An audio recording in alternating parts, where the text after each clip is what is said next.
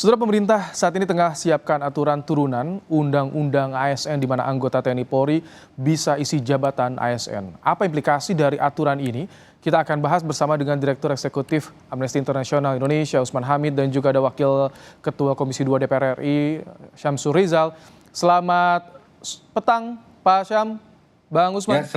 selamat petang. Bang Pak Samsuri. Baik. Ya, dari Kompas TV ya, selamat sore. Baik, Pak Syam, dari paparan Menpan RB, di PP RPP manajemen ASN ini sejauh mana anggota TNI Polri bisa mengisi jabatan ASN, Pak Syam?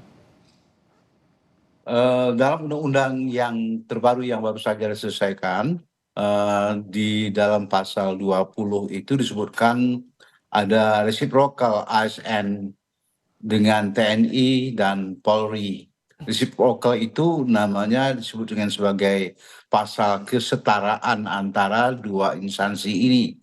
Memang sudah lama sekali diatur dalam Undang-Undang TNI, Undang-Undang nomor berapa tahun 2004 dan 2002 tentang TNI dan tentang Polri itu diatur bahwasannya TNI boleh-boleh saja dengan kebutuhan tertentu memasuki jabatan-jabatan tertentu di kementerian-kementerian yang semestinya diisi oleh pejabat sipil.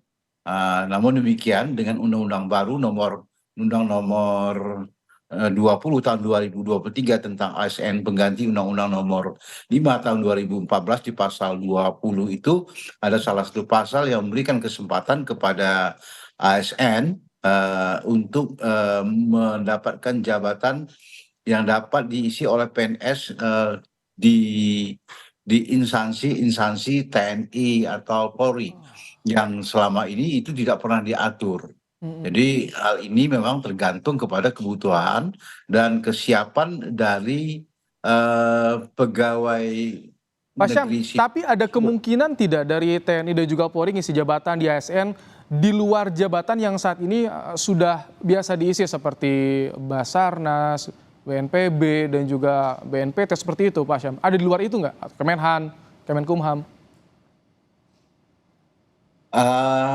Memang sebelum diatur, kita sedang menyiapkan PP, peraturan pemerintahnya. Tadi kita sudah memulai pertemuan pembahasan tentang penyiapan PP ini yang memang kita rencanakan akan harus selesai paling lambat di tanggal 30 April tahun 2024 ini, bahwasannya pegawai negeri sipil dengan klasifikasi tertentu ini bisa boleh mendapat jabatan tertentu di instansi TNI dan instansi Polri. Tapi apakah itu dibolehkan jabatan-jabatan yang memang harus diisi oleh tenaga TNI seperti badan intelijen barangkali ya dimungkinkan hal-hal seperti itu, memang dimungkinkan. Hanya saja aturannya bagaimana ini yang belum jelas di kita karena kita akan membahasnya dan kita akan siapkan dengan pola penyiapan dengan pola considering dalam waktu yang lama, insya Allah mudah-mudahan. Bang Usman, apa yang Anda lihat, catatan Anda dari RPP manajemen ASN ini? Karena ada sebagian publik yang khawatir kembalinya Orde Baru soal dui fungsi militer dan penegak hukum nih. Ya, sebenarnya kembalinya praktek-praktek politik seperti era Orde Baru harus diletakkan secara lebih luas lagi dengan pelemahan demokrasi, instrumentalisasi aparat hukum dan hukum untuk mengendalikan oposisi, pelemahan agenda pemberantasan korupsi, peminggiran hak asasi manusia, sampai dengan penyempitan ruang publik dan kebebasan untuk mengkritik, apalagi di Papua dengan pengedepanan pendekatan militer. Tapi kalau dihubungkan langsung dengan aparatur sipil negara atau undang-undang aparatur sipil negara, dia hanyalah salah satu saja dari indikator kembalinya misalnya fungsi-fungsi TNI dan Polri seperti di masa Orde Baru. Kan kita tahu bahwa secara kedoktrinan ada yang disebut sebagai dui fungsi ABRI, bahwa anggota TNI, anggota Polri tidak hanya bertugas di dalam ranah pertahanan dan keamanan, tapi juga bisa masuk ke ranah sosial, bahkan ranah politik. Nah, dalam konteks yang sekarang, Undang-Undang Aparatur Sipil Negara ini kan secara filosofis, secara konseptual memang menyangkut aparatur sipil negara, sehingga tidak perlu sebenarnya mengatur peletakan jabatan-jabatan untuk anggota TNI aktif dan juga misalnya anggota Polri aktif. Namanya juga Undang-Undang Aparatur Sipil Negara, bukan Aparatur Sipil dan Militer Negara atau Undang-Undang Aparatur Militer Negara. Jadi secara konseptual sudah keliru. Nah, yang kedua yang juga saya kira sangat penting, kalau dikatakan ini adalah pelaksanaan dari katakanlah Undang-Undang ASN, ya memang Undang-Undang ASN yang bermasalah, yang disahkan pada kuartal akhir tahun lalu. Dan kalau dikatakan Undang-Undang ASN ini sebenarnya selaras dengan Undang-Undang TNI, saya kira itu keliru juga. Karena Undang-Undang TNI misalnya, Undang-Undang Nomor 34 tahun 2004, kalau kita membaca pasal-pasal utamanya, jelas sekali bahwa anggota TNI aktif yang katakanlah hendak memasuki jabatan-jabatan sipil itu harus pensiun Ini terlebih dahulu. implikasinya bagaimana yang bisa dibayangkan ketika nanti RPP ini disahkan? Karena kan Undang-Undang ASN sudah disahkan di tahun lalu. Ada banyak kerancuan pertanggungjawaban. Misalnya kalau TNI aktif di dalam jabatan-jabatan sipil di bawah menteri misalnya. Apakah ketika ada seorang menteri yang misalnya berbeda pandangan dengan Panglima TNI, lalu kemana ia harus tunduk? Apakah seorang perwira militer yang ada di dalam jabatan-jabatan sipil itu tunduk kepada menterinya atau tunduk kepada Panglima TNI-nya? Karena ia masih aktif. Jadi dalam soal pertanggungjawaban komando saja ini sudah saya keliru gitu. Dan Undang-Undang TNI tahun 2004 itu dibuat dengan memperbolehkan jabatan tertentu seperti di lingkungan Kementerian Pertahanan atau di lingkungan keamanan itu Oke. adalah pasal-pasal transisi. Jadi ketika itu karena masih sangat kuat pengaruh-pengaruh dari pemerintahan lama sehingga untuk sementara masih diperbolehkan dengan pembatasan pos-pos tertentu dan seharusnya pos-pos itu dievaluasi dan kemudian dialihkan ke pejabat-pejabat sipil atau aparatur sipil negara, bukan Oke. kemudian ditambahkan seperti yang dilakukan oleh Undang-Undang Aparatur Sipil Negara yang sekarang ini. Ini RPP tengah dibahas oleh pemerintah dan juga DPR. Pak Syam, bagaimana limitasi yang didorong oleh DPR soal tadi RPP manajemen ASN, kedati ada manajemen talenta yang disisipkan di situ dan juga resiprokal. Pertama kita ingin menyinggung soal mobilitas talenta ini. Mobilitas talenta kita berikan kesempatan seluasnya kepada ASN yang memang dipandang punya wawasan yang luas.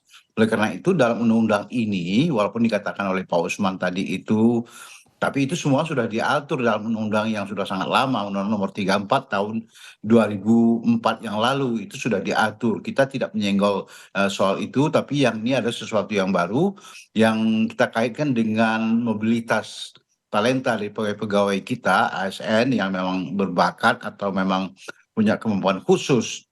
Dan ini yang kita berikan kesempatan juga agar mereka dapat bisa juga menyeberang masuk kepada pengisian jabatan tertentu di lingkup TNI dan Polri yang diisi oleh PNS tadi. Jadi saya kira ini adalah sebagai perluasan cakrawala saja dari seorang pegawai ASN yang kita pandang punya kemampuan khusus tertentu yang bisa diterima oleh pihak instansi Polri ataupun TNI tadi itu yang kita sebut dengan ada reciprocal semacam kesetaraan antara ASN, TNI dan Polri. Ini yang kita pandang sebagai sesuatu yang baru.